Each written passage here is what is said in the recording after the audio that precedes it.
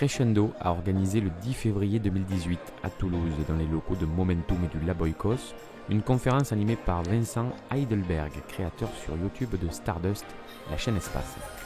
Le thème était les clés pour développer son réseau et sa communauté.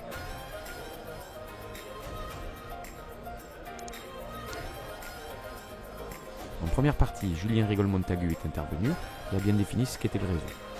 Voici maintenant la conférence de Vincent alias Vicnet sur les internets, en intégralité. Si cela vous plaît, laissez un like, un commentaire, ça va nous faire progresser dans le référencement.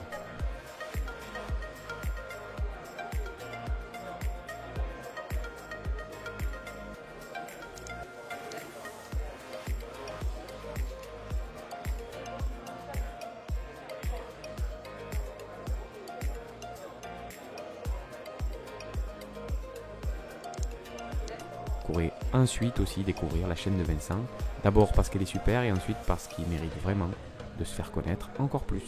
Bonne conférence Crescendo. Vulgariser les sciences sur internet, de toute façon, c'est bâtir un réseau. Pour vulgariser les sciences, il faut avoir un réseau parce que si vous voulez parler à des gens, il faut qu'il y ait des gens qui écoutent. Parler à un mur, c'est pas très intéressant. Alors, tout d'abord, je me présente. Bon, c'est pas bon. Qui suis-je? C'est moi. Il y a un bon moment, passionné d'espace depuis le tout jeune âge, je me souviens quand ça a commencé. Et justement, tout est une question de passion. On va voir si je spoil un peu la suite, mais tout est une question de passion. Donc, j'ai pas fait d'études particulières. Je me suis arrêté après le bac, soyons honnêtes. Et tout de suite, je voulais entrer dans la vie active. Donc, j'ai fait divers boulots. J'ai été développeur web, j'ai été chef de projet web. J'ai travaillé pour SFR en tant que prestataire. Et puis, plus récemment, YouTube m'a ouvert un travail que enfin j'aimais vraiment. On en parlera. Ça, c'est moi il y a 2 semaines en Floride avec une fusée très sympathique dont vous avez entendu peut-être parler, qui a lancé une Tesla il y a quelques jours. Donc on passe du rêve à la réalité. Et ça, c'est grâce à mon réseau, c'est grâce à ma communauté. Alors j'ai créé une chaîne en janvier 2016, qui s'appelait Stardust. C'est pas moi qui ai trouvé le nom, je suis pas du tout bon pour ça. Donc c'est bien d'avoir des copains pour demander aussi les avis. Et donc sur cette chaîne, en gros, je fais des vlogs. Donc des vlogs, pour ceux qui connaissent pas, c'est des vidéos où on raconte soit un voyage, soit quelque chose qui est en train de nous arriver, un événement en fait qu'on enregistre. C'est un peu comme un blog en vidéo, donc vlog. Je fais aussi de l'actualité, c'est excellent pour tenir un réseau, hein. C'est-à-dire que on tient les gens au courant d'une information sur laquelle ils sont intéressés, et du coup ils restent dessus et ils se tiennent à jour, et en plus ça permet de fidéliser l'audience. De l'histoire spatiale, alors de l'histoire spatiale, c'est tout simplement des épisodes beaucoup plus longs où je raconte une chose en particulier, que je vulgarise sur des formats très courts quand même, pas plus de 10-15 minutes. Et puis des lives qui peuvent durer eux très longtemps, puisque dans le spatial les choses peuvent aller... Tu veux que j'aille plus tard? Okay. Parce que des choses peuvent durer très longtemps dans l'espace, hein. Les sorties spatiales, quand je fais des lives, ça peut durer jusqu'à 9h30. Donc 9h30 à tenir un live, à parler aux gens, c'est très fatigant. Donc voilà en gros ma chaîne YouTube. Au niveau des stats, 83 000 abonnés, bon ça je l'ai mis à jour hier soir, mais il est complètement faux, là je suis déjà à 85 000. 5 500 000 vues en tout sur toutes mes vidéos, si vous faites le total, en 2 ans c'est pas mal. Et puis 208 vidéos en 2 ans aussi, c'est beaucoup de travail. Donc en général, je sors à peu près entre 1 ou 2 vidéos par semaine. C'est beaucoup de travail, surtout au niveau des actus. Les actus que j'essaie de sortir au format hebdomadaire. Alors, je suis présent où? Je suis présent majoritairement sur YouTube, bien entendu, vu que c'est une chaîne YouTube, c'est sûr que c'est inévitable. Sur Twitter, énormément. Et sur Facebook, un peu moins. Alors, j'ai choisi surtout YouTube et Twitter parce que YouTube, ça me permet de faire de la vidéo. Bon, ça, c'est normal. Mais Twitter, parce que Twitter, c'est du format très éphémère. C'est-à-dire qu'on peut balancer de l'actualité directement, et cette actualité elle sera périmée dans 2 semaines. Donc, alors que Facebook, quand vous êtes sur votre fil Facebook, vous allez surtout voir des actualités d'un peu toutes les dates en fait. Et donc Donc là, Twitter me permet d'envoyer plusieurs tweets dans la journée, et les gens, s'ils sont là, ils peuvent directement réagir, mais au moins les tweets d'il y a 2 jours, ils retombent pas dessus, quoi. Voilà, donc Twitter est beaucoup mieux que Facebook pour ce qui est de l'éphémère, du direct.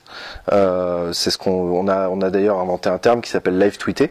C'est quand il se passe un événement, les personnes peuvent rapporter, faire les reporters en direct et donner des informations vraiment en direct live sur Twitter. Ça se fait moins sur Facebook. Sur Facebook, ils préfèrent faire les formats vidéo live qui sont sortis il y a assez peu de temps.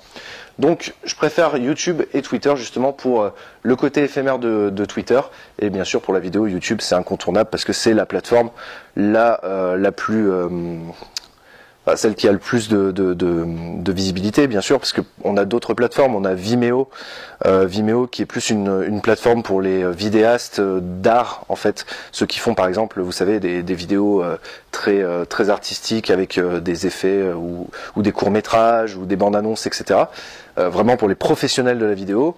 On a d'autres, on a Facebook, les vidéos Facebook c'est plus pour les choses de buzz, etc. YouTube c'est vraiment généraliste. On peut avoir de la vulgarisation comme je fais. On peut avoir des tutos. On peut avoir, enfin bon, vous connaissez YouTube quoi. Pourquoi je fais ça? À cause d'eux majoritairement. À cause de lui aussi, Neil deGrasse Tyson. Alors Neil deGrasse Tyson c'est l'équivalent de C'est pas sorcier mais version spatiale. C'est que c'est un astrophysicien américain qui fait depuis plusieurs années de la vulgarisation dans le thème de l'astrophysique. Et puis aussi Carl Sagan qui était là avant Neil deGrasse Tyson et qui lui faisait exactement la même chose mais il y a déjà très longtemps. Et en fait C'est pas sorcier, ça a bercé mon enfance, ça a peut-être bercé votre enfance à vous aussi.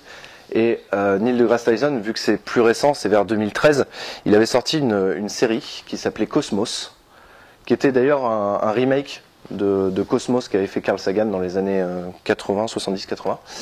Et donc Cosmos, c'était sur National Geographic, c'était une super série, ils vont faire une saison 2 d'ailleurs, où en fait il faisait vraiment de la vulgarisation sur l'espace, mais il le faisait d'une manière qui m'a tellement accroché que je me suis dit faut que je fasse ça. Alors forcément j'avais pas le budget de National Geographic, hein, mais j'ai essayé et par chance ça a marché. Par chance, pas forcément, il y a aussi un petit peu de réseau.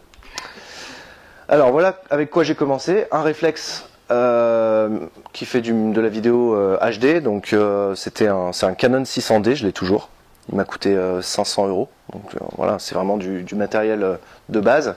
Et un micro, alors la marque c'est Rode, c'est un micro directionnel, un peu comme celui de, voilà, exactement le même. Donc ça c'est parfait pour commencer, hein. Vous mettez votre caméra, tac, votre trépied, vous êtes parti quoi. Et c'est tout. Bon maintenant j'ai un petit peu plus de choses, j'ai un micro-cravate, un enregistreur externe, j'ai aussi quelques lumières, enfin bon, au fur et à mesure on peut améliorer son matériel, mais bon, ça c'est vraiment si on fait de la vidéo, si vous n'êtes pas venu là pour faire de la vidéo, vous allez me trouver embêtant. Donc je passe. Alors au début donc, il y avait ma tête, une caméra, le micro Rode, et puis rien derrière, c'est-à-dire que mon décor c'était mon salon, il y avait un mur bleu, et une armoire avec une maquette parce que bon j'avais pas vraiment énormément de moyens, et ensuite au fur et à mesure du réseau en fait j'ai pu acquérir des choses. Alors la majorité des choses que vous avez sur cet écran je l'ai pas acheté, je l'ai pas acquis par moi-même, c'est des cadeaux de mon réseau ou des cadeaux de ma communauté. Donc c'est pour vous dire à quel point en fait la communauté peut vous aider à vous construire en fait, vraiment elle peut vous aider à vous développer. De quoi on a besoin? D'honnêteté, d'énormément d'honnêteté. Il faut être tout à fait transparent et tout à fait honnête avec son réseau. Que ce soit un réseau physique, j'imagine, ou un réseau internet, il faut être honnête avec son public, il faut montrer que ce dont on parle, eh bien, on l'aime. On aime ce dont on parle et qu'on n'est pas en train de parler de quelque chose qu'on n'aime pas, qu'on n'a pas vraiment, dans lequel on s'intéresse pas.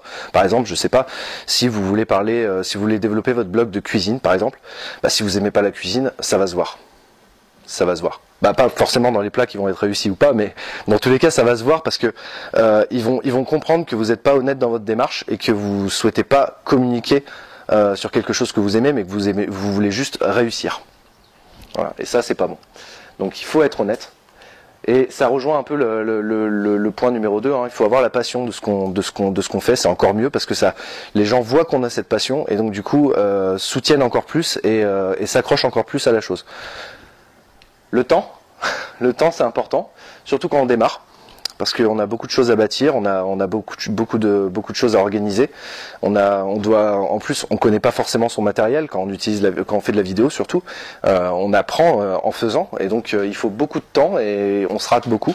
Je me rappelle que quand je faisais mes premières vidéos, mes 3 premières vidéos, j'ai dû les retourner 3 fois à peu près parce qu'il y avait toujours un truc qui allait pas. Soit j'étais flou. J'avais pas fait la mise au point bien, donc j'ai tourné pendant 3 heures et puis en fait tout le truc est flou. Ou encore c'était la lumière qui était pas bonne, ou enfin des choses comme ça. Donc il faut beaucoup de temps, même quand on fait pas de vidéo, il faut beaucoup de temps pour apprendre comment utiliser ces outils en fait. Que ce soit des outils de communication sur réseau social, que ce soit des outils vidéo, il faut du temps, énormément de temps. Et même quand on est déjà bien installé en fait, on se prend tellement au jeu en fait que si on a un truc à côté, un travail ou autre, là, faut commencer à s'organiser. Je vais en reparler après. La rigueur. Il faut être rigoureux. Il faut être très très rigoureux parce que ça pardonne pas. Surtout sur nous, pour nous qui vulgarisons les sciences. Nous qui vulgarisons les sciences, il faut beaucoup de rigueur parce que si on se loupe, on fait une erreur, on nous pardonne pas. C'est comme vous, je reprends l'histoire du blog cuisine. Vous faites un blog sur la cuisine. Si vous vous mettez à dire que, je sais pas moi, le quinoa est une plante qui pousse en Afrique du Sud, les gens vous regardez bizarre. Voilà. Donc il faut être rigoureux, il faut pas dire n'importe quoi, il faut essayer de bien vérifier les infos qu'on donne quand on bâtit son outil de communication. La patience, beaucoup de patience, parce que des fois on est confronté à des gens sur notre communauté qui sont pas toujours très très sympathiques. Ça peut être des gens qui sont juste là pour vous descendre. C'est leur passe-temps. On appelle ça les trolls. Ça peut être, il y en a dans toutes les communautés, hein, il y en a partout. Ça peut être des gens qui sont juste jaloux ou qui ont juste qui sont juste jaloux en fait. Ça arrive. C'est difficile à identifier, mais il y en a. Et puis ça peut être des gens qui remettent en cause ce pourquoi vous vulgarisez les sciences. Notamment, moi pour la science en fait c'est surtout les conspirationnistes, hein, ceux qui croient que par exemple la Terre est plate ou on n'est pas allé sur la Lune, etc. Il faut beaucoup de patience avec eux parce que ils viennent vous harceler, etc. C'est très compliqué. Et puis enfin de l'écoute, ça rejoint la patience. Faut savoir écouter. Alors, faut surtout savoir écouter ceux qui sont pas là pour troller, en fait. Voilà, ceux qui sont pas des trolls, faut les écouter. Faut avoir cet esprit d'écouter toutes les critiques. Pour moi, il n'y a pas de critique vraiment. Les critiques, je les prends pas négativement. Pour moi, toute critique constructive est bonne à prendre parce que ça permet de nous améliorer. Parce que on peut toujours avoir un petit conseil qui déboule ou un petit, le moindre petit truc qui peut nous donner un bon coup de main et qui peut nous sortir, qui peut améliorer notre contenu et donc améliorer la qualité de ce qu'on offre et donc augmenter notre réseau. Donc l'écoute c'est super important. Moi je peux vous dire, j'ai énormément de commentaires chaque jour, mais je les lis tous. Je les lis tous et j'y réponds quand il y a une question ou quand il y a le besoin d'y répondre, j'y réponds. Donc ça aussi, ça rejoint aussi le temps. Il faut énormément de temps à accorder à notre communauté pour leur montrer aussi qu'on est à l'écoute. Et puis aussi, ils voient qu'on les écoute, ils voient qu'il y a de l'interactivité et donc du coup ils vont dire ah ouais donc lui il nous écoute, etc. On va parler de lui. Voilà. Ce qu'il faut pas avoir en tête, l'argent. Parce que si vous espérez faire de l'argent avec votre communauté, vous allez vous mettre dans l'objectif de faire de l'argent. Et donc vous allez vous planter. Par exemple sur YouTube, il y en a beaucoup qui se lancent pour faire de l'argent. Et je vais dire 90% des gens qui se lancent pour faire de l'argent, ils se cassent la gueule. Parce que ça se voit en fait. Si vous êtes en mode carriériste, en mode je veux faire carrière sur YouTube par exemple ou sur d'autres médiums, ça se voit tout de suite en fait. Ça se voit tout de suite parce que vous allez faire tout pour rentabiliser votre production de contenu. Et donc vous allez bâcler des choses et donc vous allez faire les choses d'une manière pas très saine, ça va se voir tout de suite. Donc ne pas être motivé par l'argent, mais essayer d'abord de se faire plaisir, surtout, et ensuite l'argent il va venir en fait. Ne pas être motivé par la célébrité, parce que la célébrité c'est pas cool, je vous le dis tout de suite. Voilà, c'est le petit chapitre. C'est le petit chapitre, la célébrité c'est pas cool. Enfin, non, vraiment la célébrité c'est pas cool, surtout si on voit votre visage. Je peux vous dire que quand on vous arrête dans la rue, à tous les coins de rue, c'est vraiment, c'est pas génial. Je parle pas pour moi, parce que moi, bon, j'ai que 85 000 abonnés, donc voilà, on croise pas tout le temps dans la rue, tout ça. Mais travaillant avec des gens qui ont plusieurs millions d'abonnés sur YouTube, pour eux c'est pas la joie. Donc ils sont obligés d'arrêter d'aller dans des clubs, dans certains clubs de sport, parce que on les a vus dans ce club de sport, et donc du coup tout le monde va y aller pour aller les rencontrer, etc. Ne cherchez pas la célébrité, c'est pas quelque chose de très sympa à avoir, je vous l'assure. Et enfin, il faut pas faire ça pour chercher le respect. Alors quand je dis chercher le respect, c'est-à-dire vous êtes en mal de reconnaissance, vous voulez avoir de la légitimité dans quelque chose, vous voulez vous sentir important dans quelque chose. C'est pas une bonne motivation non plus, parce que ça va se voir aussi, c'est-à-dire que dans votre discours, qu'il soit écrit ou vocal comme le mien, vous allez vous planter si vous cherchez le respect, parce que vous allez prendre les gens de haut en fait. Et il faut pas prendre les gens de haut, il faut essayer de se remettre au niveau. Faut pas chercher à être au-dessus des gens. Vous n'êtes pas au-dessus des gens. On est tous des humains. On va tous aux toilettes. On dort tous. On a tous les mêmes besoins. On a tous un cœur qui bat. Donc, faut pas chercher le respect. Voilà. On est tous au même niveau. Si vous vous mettez pas au-dessus des gens, ils vous respecteront quand même. Voilà. On est tous humains. On est tous faits pour se respecter. À part les trolls. Oui, c'est flippant tout ce que je dis. Alors. Voilà, donc ça c'est à peu près la conclusion, c'est que voilà, ce qu'il faut faire, dans tous les cas, c'est que si on aime quelque chose et que vous voulez développer votre réseau sur ce sujet, il faut se lancer. Il faut pas avoir peur. Il y a plein de trucs qui sont flippants, vous avez vu. Il y a les trolls, il y a la recherche de célébrité. Il faut se dire est-ce qu'on va gagner de l'argent ou pas, voilà. Non, il faut se lancer et on verra bien ce qui se passera. C'était la même chose quand, voilà, c'est pas moi, mais c'est moi qui ai pris la photo, mais c'est pas moi. Quand j'ai fait mon premier saut en parachute, je peux vous dire qu'on flippe, parce qu'on sait pas, on va rentrer dans l'inconnu. C'est la même chose quand vous allez lancer votre réseau, quand vous allez lancer votre chaîne YouTube, votre compte Twitter ou peu importe, votre blog. Vous allez avoir peur parce que vous allez vous dire et si les gens aiment pas ce que je fais, je vais me faire descendre, et si je perdais du temps, et si enfin vous allez vous trouver plein d'excuses pour ne pas le faire. Par sécurité en fait, vous allez vouloir vous protéger. Mais en fait ce qui est important, c'est de se lancer, parce que si vous vous lancez pas, dans tous les cas vous allez perdre. Donc lancez-vous. Créez votre réseau. Le réseau c'est facile. Hein. Sur Twitter c'est très simple. Tout à l'heure mon collègue parlait des 6 degrés. Moi t'as dit que sur internet c'était 4,74 il me semble. 4,74, moi je dirais plutôt que c'est 3 sur Twitter. Hein. Ça va très vite sur Twitter. Je vous raconte une anecdote qui m'est arrivée il y a 2 semaines. Il y avait la grosse fusée que je vous avais vue tout à l'heure là, qui a eu un test de moteur. Et j'étais le seul Français sur place, et il y avait plusieurs reporters qui étaient autour, des reporters américains. Et un des reporters tweet « Oh, le Français à côté, il vient de dire que c'était comme un feu d'artifice du 4 juillet. » Bon, moi j'avais dit 4 juillet parce que c'est les Américains, bon, ici c'est 14. Et il a tweeté ça, Elon Musk a retweeté. Et avant-hier, je vais au lancement de cette fameuse fusée, celle qui a lancé la Tesla. Et je vais voir quelqu'un pour avoir du réseau 4G, vous savez.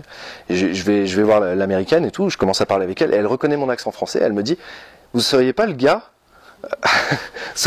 que Elon Musk a retweeté, qui a dit que c'était comme un feu d'artifice, etc. Vous voyez, les degrés, enfin quand on est sur Internet, il suffit de dire un truc qui plaît, et là ça peut partir, mais vraiment super loin. Surtout avec Twitter, ça va à une vitesse incroyable, dans le bon comme dans le mauvais sens d'ailleurs. Il faut faire très attention à ce qu'on tweet. Si vous vous lancez sur YouTube, c'est un peu différent. Sur YouTube, il faudra plus compter sur le réseau dont a parlé au début Julien. C'est Julien, hein ? Oui, excuse-moi les prénoms. C'est-à-dire que vous aviez plusieurs types de réseaux. Là sur YouTube, il faudra plus compter sur les gros youtubeurs pour qu'ils parlent de vous. Ça, c'est très important. Je pense que j'ai gagné 80% de mes abonnés sur des recommandations d'autres youtubeurs. Voilà, des gros youtubeurs. Quand les gros youtubeurs tombent sur votre contenu et qu'ils l'aiment, et qu'ils voient que vous êtes passionné aussi, qu'ils voient que vous n'êtes pas carriériste, ils vont parler de vous. Moi, c'est pareil, quand je vois une chaîne YouTube, la personne, elle est passionnée, même pas forcément sur l'espace, hein, elle est passionnée, elle aime ce qu'elle fait, et elle y prend du temps, elle essaye de faire de la qualité, et elle essaye d'avoir de l'interactivité avec son audience. Enfin, pour moi, naturellement, faut la mettre en avant. Voilà, que ce soit un blog, une chaîne YouTube ou peu importe. Isabelle, qui est au centre de la salle, désolé, je te vise avec le gros pull rouge, qui est de Toulouse. Elle a un blog sur l'espace. Toutes les semaines, on essaye de travailler ensemble. Enfin, moins ces derniers temps, mais parce qu'on n'a pas le temps. Mais on essaye de travailler ensemble. Elle a un blog, j'ai une chaîne YouTube. On essaye de travailler ensemble et se mettre en avant l'un l'autre. Et du coup, on s'entraide. Et du coup, on augmente notre audience. Il y a 2 jours, j'étais avec 2 youtubeurs qui sont venus avec moi au lancement. C'était pas du tout des youtubeurs espace. Il y avait Amixem, que vous connaissez peut-être, qui a 3 millions d'abonnés, qui lui fait des chaînes YouTube a une chaîne YouTube sur un peu tout. Et on avait un mec qui s'appelle Wallan, qui fait du motovlog. Donc qui filme avec sa caméra en moto. Donc absolument aucun rapport. Mais on a travaillé ensemble, on a fait chacun une vidéo. On a travaillé ensemble et du coup, on se met tous les 3 en avant en fait. Et donc du coup, il y a certains de mes abonnés qui vont découvrir Amixem et Wallan. Amixem, je pense pas parce qu'il est quand même vachement connu. Il y a les abonnés de Wallan qui vont me découvrir et découvrir Amixem. Il a sorti sa vidéo aujourd'hui d'ailleurs et je peux vous dire que l'audience, elle monte en l'air de mon côté. Et puis Amixem, lui, va faire découvrir Wallan et moi. Et donc du coup, voilà, le réseau est super important sur YouTube et sur Twitter. Là, il suffit d'un tweet pour que ça parte. Et moins le réseau, en fait, il y a moins de recommandations de chaînes Twitter sur Twitter. C'est un peu dommage d'ailleurs. Il y a moins cet esprit de non, c'était pas le piston, mais il y avait le Follow Friday à une époque, c'était le hashtag Follow Friday où le vendredi on recommandait des chaînes YouTube. C'est vrai que ça se fait moins maintenant. Ça se fait moins maintenant. Mais dans tous les cas, que vous fassiez un blog, que vous fassiez une chaîne YouTube, une chaîne Twitter, un compte Twitter ou d'autres médiums que je maîtrise moins, il y a aussi Instagram qui marche bien et Snapchat. Lancez-vous, n'ayez pas peur. Les clés. Il faut planifier les choses. Planifier énormément les choses. Surtout planifier votre vie en fait. Parce que si vous avez une copine, si vous avez des amis, si vous avez un boulot, si vous avez encore à côté d'autres activités, je sais pas, le sport ou quelque chose d'autre, planifiez bien. Parce que sinon, votre média, surtout au départ, vous allez vouloir remplir énormément de contenu, que ce soit sur votre blog, sur votre compte Twitter, sur Facebook, etc. Vous allez vous noyer dedans, en fait. Vraiment, parce que vous allez vouloir y aller à fond dès le départ. Et en fait, vous allez mettre de côté les amis, la famille, la copine, etc. Et ça va tomber par terre. Bon, c'est pas mon cas, mais c'est le cas d'autres. L'interactivité, encore une fois. Communiquez avec votre audience. Communiquez énormément avec votre audience sur Internet. Ils sont très réceptifs à ça. Et c'est super important parce que, déjà, vous avez un retour de ce qu'ils pensent de ce que vous faites, que ce soit un blog ou autre. Et puis surtout, ils voient que vous êtes là, donc ils vont aller vers vous et puis ils vont dire regardez, il y a Vincent qui m'a dit ça, il y a Vincent qui m'a dit ça. Non, vraiment, l'interactivité super importante. Gérer la vie versus YouTube, comme planifié. Vérifier les infos. Ça, on en revient à ce que j'ai dit tout à l'heure. Pas faire d'erreur, ne pas dire n'importe quoi, parce que sinon, ça va vous décrédibiliser. Il faut essayer de garder une crédibilité. Les sources, ça, c'est si vous faites de la science, surtout. Voilà, si vous faites de la science, mettez bien vos sources en bas. Il faut bien dire que, par exemple, si vous sortez une étude sur un comportement, par exemple, bien vérifier que cette étude elle n'a pas été faite par Jean-Kévin de 8 ans à 8 ans qui a mis ça sur son blog, mais bien de l'Ipsos ou d'autres sources fiables, même si bon, les sondages c'est jamais très fiable, et ne pas se précipiter. Surtout, ne pas faire les choses bâclées, bien travailler surtout au début, bien travailler ce qu'on fait, Bien écrire quand on fait un blog, bien écrire les choses, pas faire de fautes, bien vérifier. Faut que tout soit clean dès le départ. Particulièrement sur YouTube, le vérifier les infos, les sources et ne pas se précipiter, parce que sur YouTube, c'est pas comme un blog. On peut rien modifier en fait. Une fois que la vidéo elle est sortie, c'est fini. C'est-à-dire on peut juste la supprimer, mais on peut pas apporter de modification sur la vidéo, c'est fini. Donc ça c'est un gros danger aussi, c'est très casse-gueule. Pour ce qui est de YouTube particulièrement, définir un rythme de sortie. Alors c'est pareil, hein, si vous faites un blog ou si vous avez un compte Twitter d'actualité, bien définir le rythme de sortie dès le départ en fait. Dites-vous par exemple pour YouTube, une vidéo sortira chaque semaine. Une vidéo sortira chaque mois. Regardez en fonction de votre emploi du temps extérieur, regardez bien et il faut s'y tenir. Voilà, il faut s'y tenir parce que votre communauté, si elle voit que vous faites des vidéos hebdomadaires par exemple ou des articles de blog hebdomadaires, bah ils seront dans l'attente en fait chaque semaine. Ce qui est une très bonne chose parce que ça fait de la fidélisation. Mais s'ils voient que vous commencez à dévier de votre planning de sortie habituel et vous commencez à aller beaucoup, à ne plus rien sortir par exemple pendant 2 semaines, alors vous avez dit je vais sortir un truc hebdomadaire, bah là ils vont se dire ouais non là il se passe plus rien sur cette chaîne ou il s'est démotivé, etc. Ils vont se barrer. Voilà, donc c'est pas génial et c'est une erreur que je suis en train de faire actuellement. Donc surtout ne faites pas cette erreur. Lire et répondre aux commentaires, bon ça c'est pour YouTube mais ça marche aussi pour les tweets. Personnellement, je lis tous mes tweets, je les like en tant qu'accusé de réception. Les gens aiment bien d'ailleurs aussi, ça fait de la fidélisation que je like le tweet. Lire et répondre aux commentaires, bien sûr, c'est très important, ça reste dans l'interactivité. Faire ses vidéos ou ses articles de blog à heure fixe. À heure fixe. Ne faites pas ça, par exemple. Moi, par exemple, j'ai bloqué tous mes lundis soirs pour travailler sur YouTube.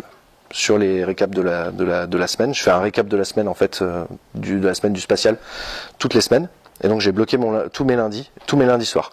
Par exemple, si au boulot ils me disent tiens, est-ce que tu pourrais faire des heures sup le lundi soir, je leur dis non, c'est pas possible. Si ma copine elle me dit tiens, on va aller au resto bouffer un truc, je lui dis non, c'est pas possible. Si mes parents ils me disent tiens, est-ce qu'on peut passer, je lui dis non, c'est pas possible. Si pareil pour le proprio de l'appart, pareil, j'ai réservé un créneau et ce créneau je m'y tiens. Voilà. Il faut faire la même chose si vous créez un réseau, faites-le à heure fixe. Faire relire, bon là c'est surtout pour YouTube, comme je vous ai dit on peut pas modifier, donc faire relire par un spécialiste c'est toujours sympa.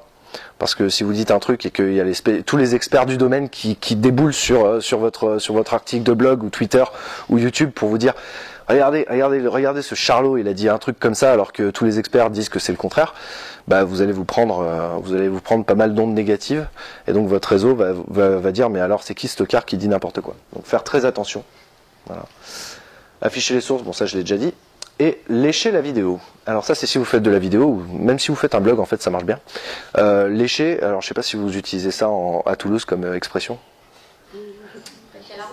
Ça dépend de quoi on parle en effet, mais faire les choses bien.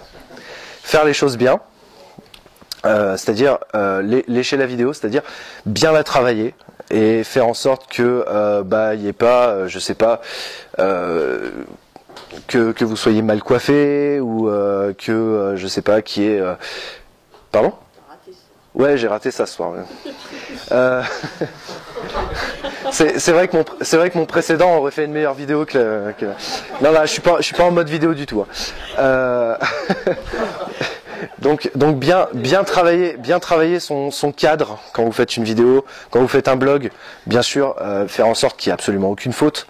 Enfin, voilà, il faut vraiment faire en sorte que la qualité soit là, parce que le moindre petit truc, les commentaires ils vont se focaliser dessus en fait.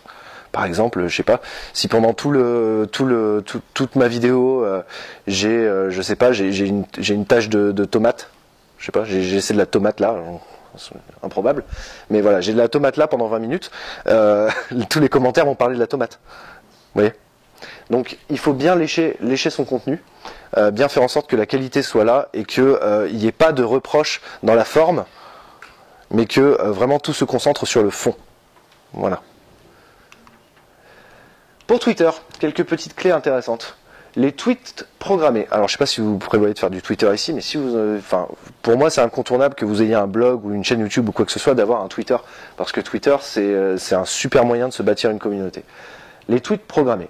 Alors, les tweets programmés, c'est super sympa, parce que ça permet déjà de ne rien avoir à faire la plupart du temps. Donc, vous pouvez être dans l'avion, par exemple, et les tweets partent.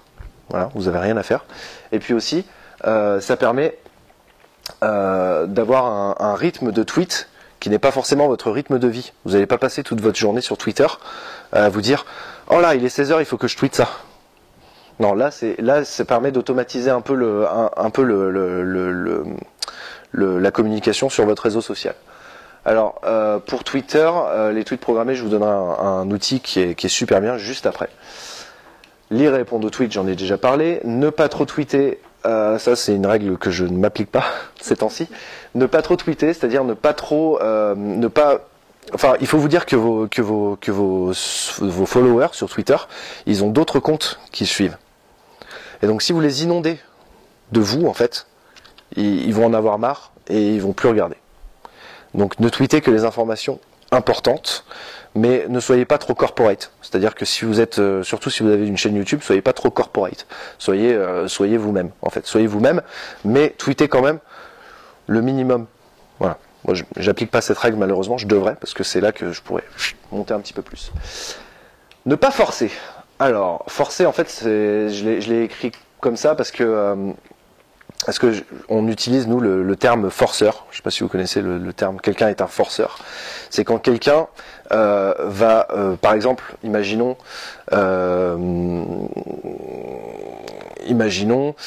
vous avez une personne qui est à côté de vous, qui est super connue.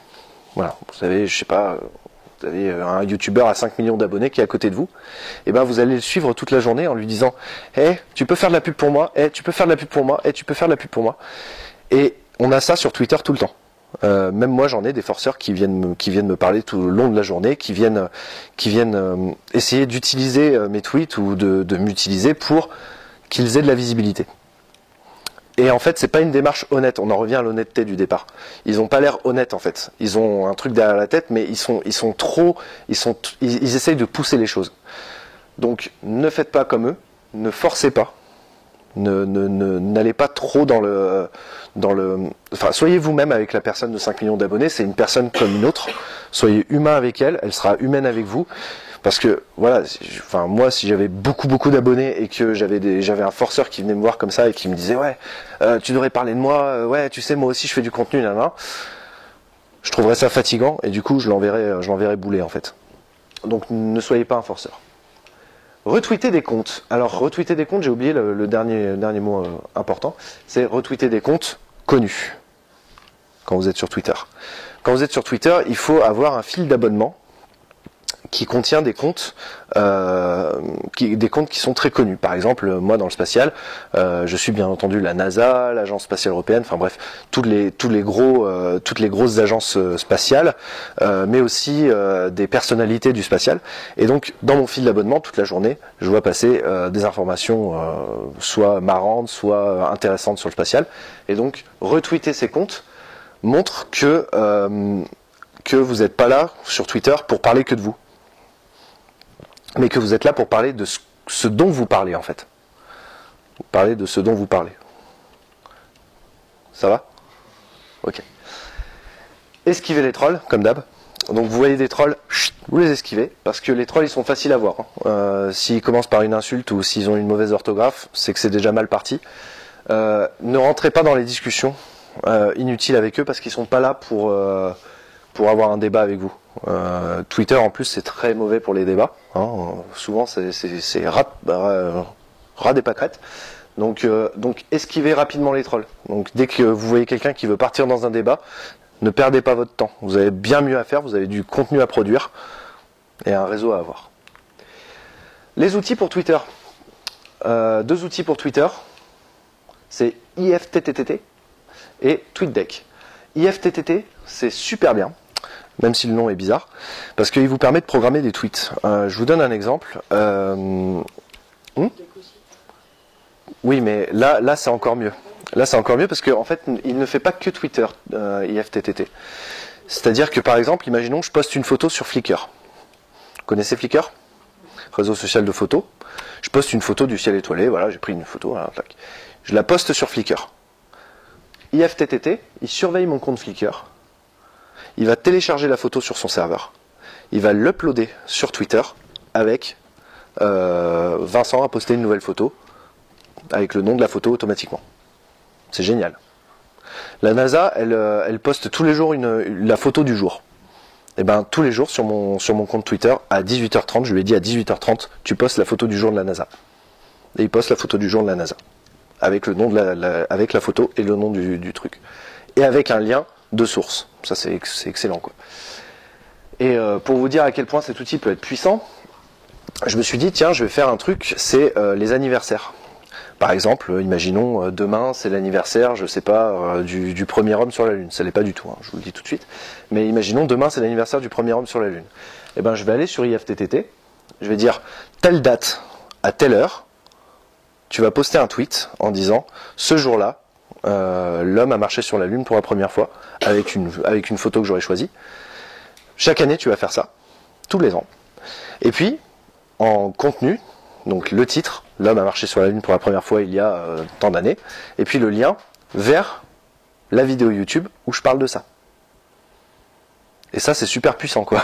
C'est super puissant parce que là j'en ai programmé 350, ça a dû me prendre je sais pas 4-5 heures.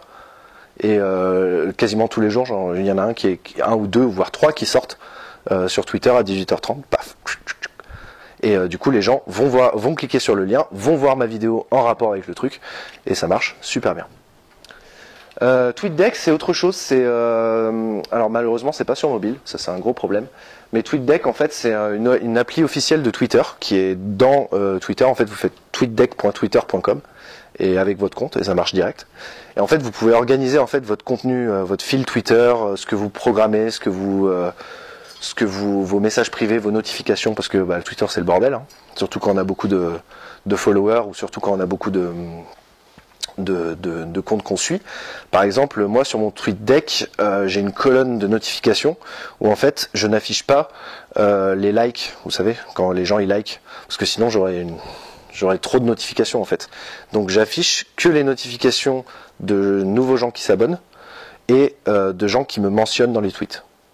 Comme ça, j'ai que les gens qui s'adressent à moi et c'est tout. En fait, j'ai pas besoin de voir que telle personne, tel abonné a liké mon tweet, etc. Surtout quand il y a 194 likes sur un tweet. Ça fait 194 notifications qui servent à rien. Donc TweetDeck permet de filtrer un peu ça. Et puis aussi, on peut mettre un mot-clé. Par exemple, je sais pas, on reprend l'histoire du blog cuisine. Vous pouvez mettre hashtag cuisine sur une colonne, et donc vous aurez tous les tweets avec le hashtag cuisine qui s'affiche avec tout le reste. Et donc vous pourrez rebondir et retweeter à vos followers ce qui se passe dans le fil hashtag cuisine, et donc montrer que vous êtes encore plus dans le sujet dont vous parlez. Le site officiel, c'est bien d'avoir un site officiel, même si vous n'êtes pas une entreprise, même si vous êtes une personne comme moi. Un site officiel c'est super important parce que vous pouvez mettre plus d'infos, vous pouvez mettre une bio. Moi en ce qui concerne j'ai mis une bio. Vous pouvez faire un blog supplémentaire, un blog plus personnel. Vous pouvez envoyer des liens vers d'autres choses. Vous pouvez avoir un contenu un peu différent de ce que vous faites habituellement. Et puis surtout, vous pouvez mettre un formulaire de contact. Parce que quand vous êtes sur Twitter, les messages privés, si vous ouvrez vos messages privés et que vous avez une grosse communauté, vous allez vous faire allumer vous allez avoir des vagues de messages de tout le monde. Vous disant oui je voudrais bien être ton ami. Ouais mais non, enfin j'ai 8000 personnes qui me demandent d'être ami, bon voilà. Donc le site officiel c'est bien parce que vous mettez un formulaire de contact et du coup vous faites quand même une coupure en fait entre le monde des réseaux sociaux et chez vous, parce qu'en fait peu de gens vont aller sur votre site officiel. Il y a surtout les gens qui vont vous proposer des partenariats financiers. Bon, moi jusque là je les refuse, mais il y en a j'en reçois. Donc ça va filtrer un peu tout ça, parce que les gens s'ils veulent vous contacter normalement, si vous ouvriez si vous ouvrez en tout cas votre compte Twitter au message privé, les gens ils vont aller directement dessus en fait. Ils vont pouvoir cliquer directement, envoyer un message privé. Alors que là, ils sont obligés de chercher votre site internet, d'aller dans le formulaire de contact, etc. Ça les fatigue. Donc déjà, ça vous filtre un petit peu. Donc le site officiel, c'est super important. Et enfin, si vous avez YouTube, sur votre téléphone, l'appli YouTube Creator, je ne l'ai pas avec moi, qui permet d'avoir toutes les statistiques en temps réel et d'avoir les commentaires en temps réel. Ça, c'est super bien. Et en fait, vous pouvez aussi programmer les sorties de vos vidéos. Et ça, c'est bien. Par exemple, imaginons, je sais que je vais être en Antarctique pendant 15 jours, mais j'ai un stock de vidéos à sortir. Et ben, je mets ces vidéos en privé et par mon téléphone, je peux envoyer la vidéo comme ça, paf. C'est-à-dire qu'elle est programmée, elle était en privé jusque-là, personne ne pouvait la voir, et je la mets en public depuis mon téléphone grâce à l'appli. Donc c'est plutôt pas mal. Oh, c'est quand même un peu moins flippant quand même. Oui, il faut se lancer. Oui, voilà. Il veut que je conclue. On va rester sur la conclusion. Lancez-vous, quoi qu'il arrive. Je vous ai donné beaucoup d'informations, c'était un petit peu fouillis, mais lancez-vous dans tous les cas. Vous avez peur, vous avez peut-être des appréhensions, des craintes. Quelles qu'elles soient, elles s'effaceront quand vous verrez que ça marche. Parce que si vous le faites avec honnêteté, avec passion, avec rigueur, avec du temps, etc., ça va marcher. Il n'y a pas de raison que ça ne le fasse pas. Voilà. Et si vous êtes sur YouTube, essayez de trouver un piston. Essayez de trouver un gros YouTuber qui parlera de vous. Voilà. Voilà. C'est là-dessus que je termine.